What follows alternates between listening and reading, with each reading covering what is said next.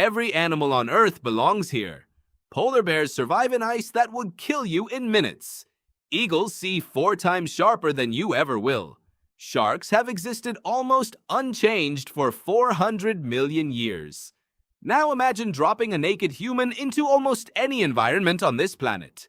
The Arctic, dead in minutes. The Sahara, dead by afternoon. The middle of the ocean, dead before you can call for help. The Amazon rainforest, dead before nightfall.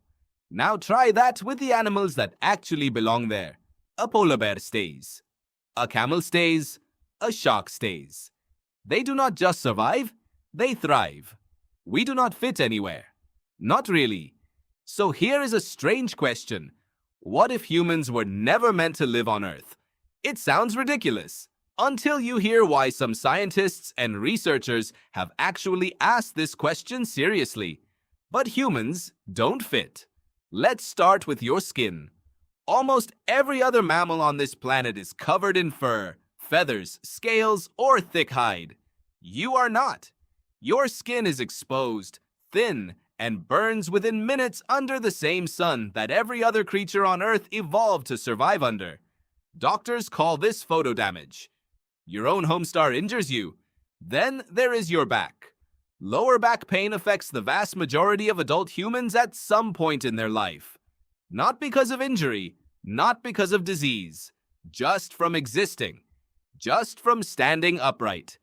No other species on Earth suffers this kind of chronic structural pain simply from its normal posture. Then there is childbirth. Human childbirth is uniquely dangerous compared to almost every other mammal. Our babies are born with heads so large relative to the birth canal that labor is often long, painful, and genuinely life-threatening. Other primates give birth in minutes. Humans can labor for over a day. It still kills women today, in the 21st century, with modern medicine standing by. And here is something even stranger. Human babies are born helpless. A baby giraffe can walk within an hour of birth. A human baby cannot walk for a year, cannot survive alone for years after that. All of these traits appeared together, in a very short evolutionary window, in one single species. Not spread out gradually like most evolutionary changes.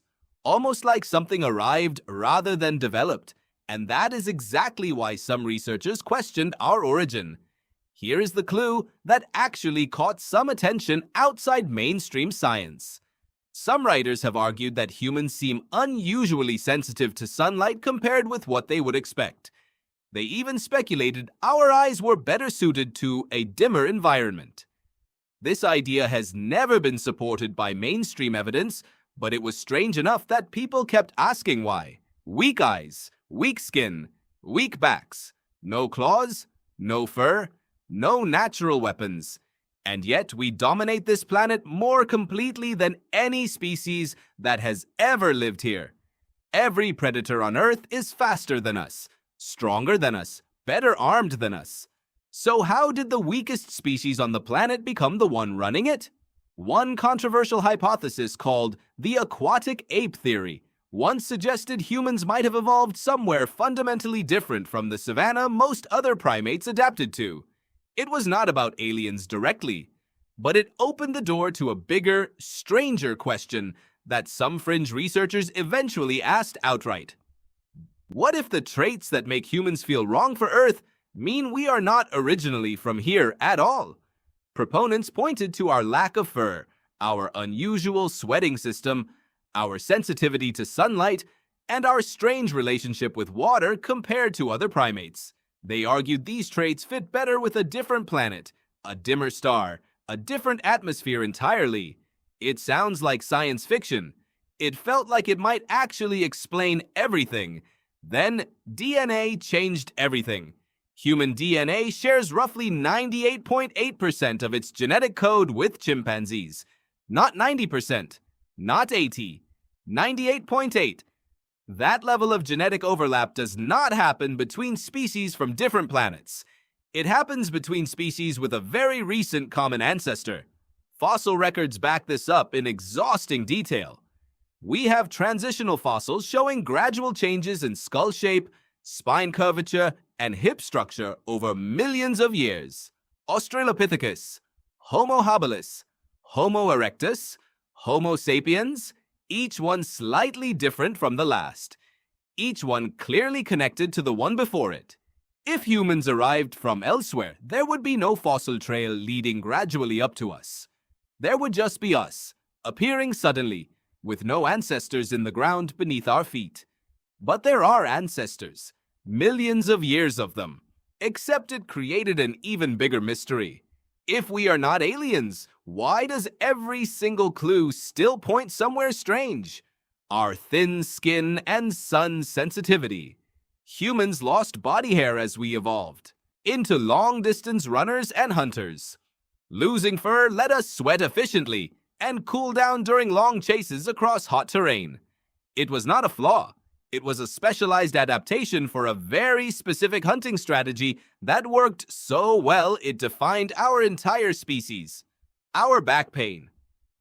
Human ancestors evolved to walk upright relatively recently in evolutionary terms.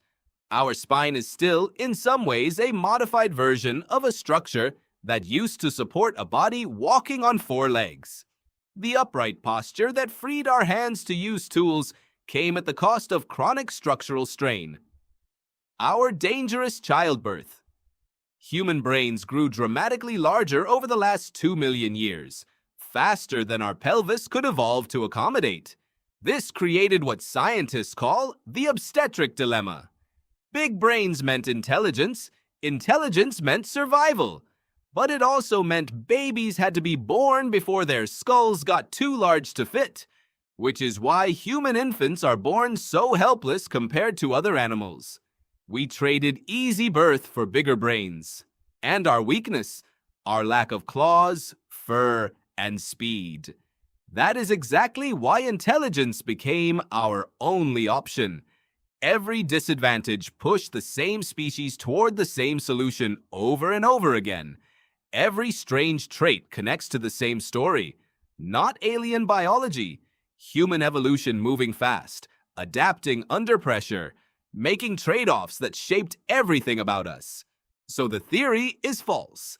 But here is the part almost nobody talks about. Humans really are unusual, just not because we came from somewhere else. Every other species on Earth changes its body over thousands of generations to survive its surroundings. Polar bears grew thick fur. Cacti grew thick skin to hold water. Fish grew gills.